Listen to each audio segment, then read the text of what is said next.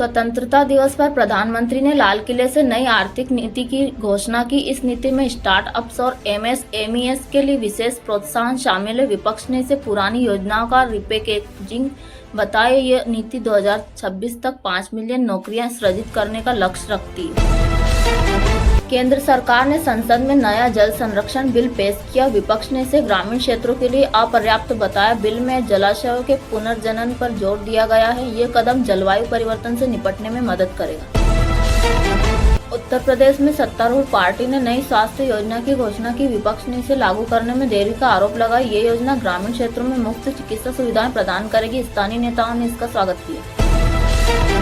कांग्रेस ने केंद्र की विदेश नीति पर सवाल उठाए, खासकर चीन के साथ व्यापार पर। सरकार ने इसे राष्ट्रीय हित में बताया। ये बहस संसद के शीतकालीन सत्र में गर्म होगी। विश्लेषकों ने इसे कूटनीतिक रणनीति का हिस्सा माना। दिल्ली में सत्तारूढ़ पार्टी ने मेट्रो विस्तार के लिए 2000 करोड़ का बजट स्वीकृत किया। विपक्ष ने इसे चुनावी स्टंट करार दिया। ये परियोजना 2027 तक पूरी होगी। नागरिकों ने इसे ट्रैफिक समाधान के रूप में सराहा। पश्चिम बंगाल में स्थानीय निकाय चुनावों के लिए तारीखों की घोषणा हुई। सत्तारूढ़ पार्टी ने निष्पक्षता का वादा किया। विपक्ष ने स्वतंत्र पर्यवेक्षकों की मांग की। ये चुनाव राज्य की राजनीति को प्रभावित करेगा। केंद्र ने नई ऊर्जा नीति में सौर ऊर्जा पर जोर दिया। विपक्ष ने इसके कार्यान्वयन पर सवाल उठाए। ये नीति 2030 तक 50% नवीकरणीय ऊर्जा का लक्ष्य रखती है। ये कदम पर्यावरण संरक्षण को बढ़ावा देगा। बिहार में सत्तारूढ़ गठबंधन ने नई शिक्षा योजना शुरू की। विपक्ष ने इसे केवल कागजी घोषणा बताया। यह योजना ड्रॉप आउट दर को कम करने पर केंद्रित है। स्थानीय समुदाय ने इसका समर्थन किया। केंद्र ने भ्रष्टाचार विरोधी अभियान में नए छापे मारे। विपक्ष ने इसे राजनीतिक प्रतिशोध बताया। कई बड़े नेताओं पर जांच का दबाव बढ़ा। ये मामला अदालत में जाने की संभावना है। तमिलनाडु में सत्तारूढ़ पार्टी ने मछुआरों के लिए नई सब्सिडी योजना शुरू की। विपक्ष ने इसे अपर्याप्त बताया। ये योजना तटीय समुदायों को लाभ पहुंचाएगी। स्थानीय नेताओं ने इसका स्वागत किया।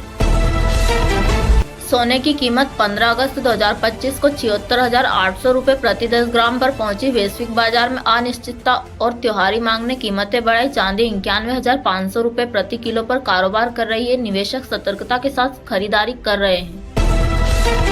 जुलाई 2025 में महंगाई दर 6.3% रही। खाद्य तेल की कीमतों में वृद्धि मुख्य कारण। सरकार ने सब्सिडी बढ़ाने का वादा किया। उपभोक्ताओं ने बढ़ती लागत को लेकर चिंता बढ़ी। आरबीआई ने ब्याज दरों को स्थिर रखा।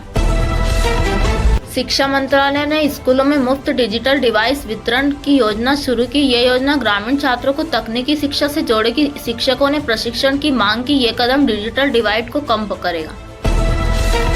भारत ने यूएन में नई शांति पहल प्रस्तुत की। मध्य पूर्व पर फोकस। कई देशों ने इसकी सराहना की। ये कदम भारत की वैश्विक भूमिकाओं को मजबूत करेगा। कूटनीतिक चर्चा अगले महीने शुरू होगी। मौसम विभाग ने राजस्थान में भारी बारिश और बाढ़ की चेतावनी जारी की। प्रशासन ने राहत शिविरों की व्यवस्था शुरू की। किसानों को फसल नुकसान की आशंका सता रही है। नागरिकों को सतर्क रहने की सलाह दी गई।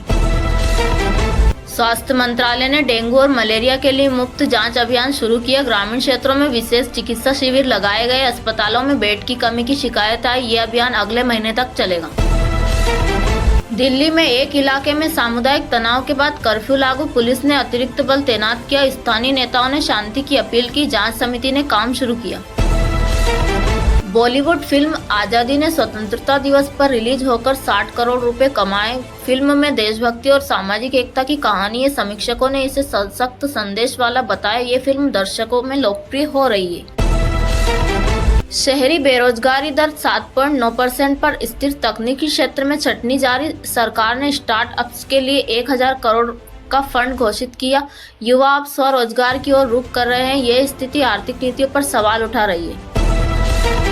भारत ने अमेरिका के साथ नई रक्षा संधि पर हस्ताक्षर किए। इस संधि से सैन्य तकनीक हस्तांतरण बढ़ेगा। विपक्ष ने इसे राष्ट्रहितों के खिलाफ बताया। ये कदम भारत की रक्षा क्षमता को मजबूत करेगा।